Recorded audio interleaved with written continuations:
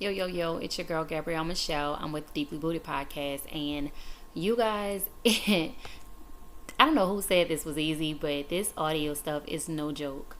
I am literally just doing this audio, guys. It's just as a little test run because I need to get those little jitters out. And it's kind of like a little prelude to episode one. Episode one is going to be a mixture of live and audio, but this one is your girl just on the mic, listening to my voice and just trying to get all those frustrations and anxieties I've been having about cranking up this podcast out of my system. I can't tell you guys how excited and scared I am at the same time. And I am elated though that I do have people who ask me day in, day out, yo, Gab, when is the episode one is going to drop? And, like, what are you going to be talking about? I know people have been asking, and like I told you guys, it's going to be a mixture of everything. I mean, I really can't, I'm not a one-trick pony. I'm very vocal. People know I talk a lot. And that mouth is something slick. Yeah, I know. But I'm hopeful that on this journey that you get to know me, that hopefully I do something that just has like a aha moment. I remember when I did that. I remember when I went through that. And maybe I can give you some positivity on like there's hope at the end of this tunnel. Because even cranking up this podcast, you guys, I had someone near and dear to me, and I thought that we were on the same page, but you know how life be like. You think you're one way, and then life be like, girl, stop playing with yourself. You lying. You delusional. And so you have to have that moment where you just have a reset, and you do some ugly cries, and you just be like, not me though. Why me? I'm a good person. I don't bother anybody. Like, why me? And then I have that moment like when the dust settles and you really just have that, I guess, time to yourself, and you're like, well, no, why not me? Why not me? I feel like my grandmother always told me God gives his toughest battles to his most strongest, to his bravest warriors. So why not me? I feel like I am so hopeful in love and in life, and even though I have not been successful at it, I feel like that the right person is going to work with me and understand that your girl got some stuff, like some serious stuff that I have had to unpack over these past few years. From childhood stuff to even abandonment stuff. You don't think those things impact the person you are until you're sitting and you're a parent, or you're just talking to someone else and you're just like, dang, I really didn't, truly understand how all of that stuff has festered and kind of, I don't want to say mold, but played a part into the person you are. And I find myself trying to autocorrect now that I'm a mother and I have a son, and he is so inquisitive and he's so intuitive. And unfortunately, like those who all have firstborns who have witnessed our not so great moments, they see us in the roughest and toughest of times, but they also get to see us in the happiest too. But they're kind of like our little, I don't want to say guinea pigs, but they're like, how do I put that? They're like kind of along, our little passenger riders just along this ride, and they're like, oh my God. Like, I know so many times my son asks, Mom, are you okay? Mommy, you don't look like you're having a good day today. And sometimes he's even went to say, Mommy, I'm just gonna take care of you, Mommy. I don't want you to worry, I'm gonna take care of you. We joke all the time because he asks me, he say, Mommy, what do you want?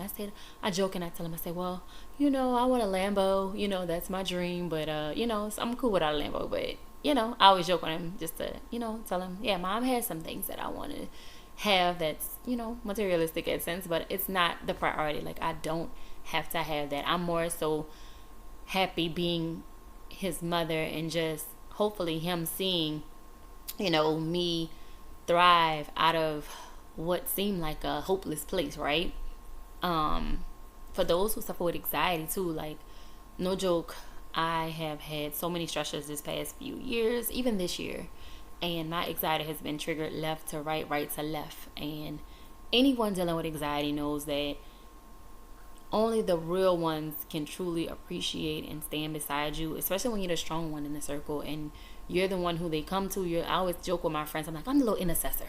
I'm always the one that's in the middle of y'all relationship, so I'm always the one that's giving such great advice. And then I'm like, but my life may be in shambles, but at the end of the day, I smile my way through it. And those who have been fortunate enough to see me in my not so smiley moments know that this girl is tough, bro. Like, I try to be as tough as I can, and now in my 30s, like, I'm realizing that I'm not so tough. Now I really, really, really, I know they got this thing going, to soft girl era. I really want a man who can understand that in my strength, I still want to be soft. I still want to be vulnerable. I still want that old school love back. I want the one that is going to open my door, feed me, hold my hand, show up, and just not whisk me off my feet, but damn it, get close to it, okay? Because I believe that a person that you genuinely care about and you genuinely feel is worth all that and then some.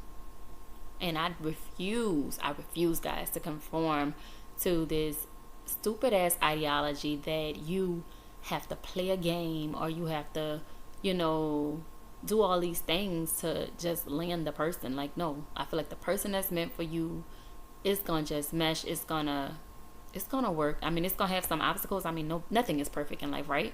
But at the end of the day, I believe that you don't have to be what you've been through. You don't have to succumb to what you've been through, and you don't have to lose who you are because of what you've been through and because of people who didn't appreciate the person you were. I'm speaking to the good people. I'm speaking to the brave hearts. I'm speaking to the people who have been told, like, oh, you're too nice, or you're too sweet, or you're too soft. And I think that's bullshit. I'm calling bullshit 10 ways till Sunday. I feel like the people who say that are the people who are the most insecure in the room, who are not really appreciative of the light you bring, but they want to be a part of your light, or they want to empty your cup, if that makes sense. Like, they don't appreciate the love and the joy you bring to what is already a corrupt ass world we live in. And for those with children, those with sons, I mean daughters as well, but especially me with sons, like, I am heavy on, I want you to be a gentleman. I want to raise you to be a gentleman. I want you to be better than me and your dad. I want you to be the best you can be, and you don't have to be a mean person or evil person because there are evil people around you who don't appreciate you. You can cut off excess, absolutely, I agree 100%, but you do not have to change the very essence of you, because the world is so diluted and so in this rut where they feel like, oh, the good people era, yeah, you get it wrong, yeah, we always going through things, and good people don't win. No, that's BS. I feel like we gonna win because of who we are. We gonna win all day, every day. And I'm a firm believer on that. Even after what I've been through this year, and I had someone, y'all, near and dear, that you couldn't pay me to tell me that this person would have ever told me some of the things they told me. I would tell you, you're a liar to your face. But it's a learning curve. I feel like everything that I'm going through is a learning curve. Like, it's to show me that I'm resilient, I'm strong, I'm brave, I'm human. I get hurt, I have feelings. And it's okay, because at the end of the day, I'm gonna hopefully inspire somebody with this podcast who's feeling like me, who is suffering from various things, or just feeling defeated, and you are always the strong one, and now the tables have turned, and now you have to kind of be self-accountable and reflect on yourself and say, okay, now what about me? Now what do I do for me? Now how do I correct maybe bad decisions, or just how do I correct the things that maybe I'm not doing so right? Because I feel like it's not always other people. Sometimes you have to have some type of self-accountability as well.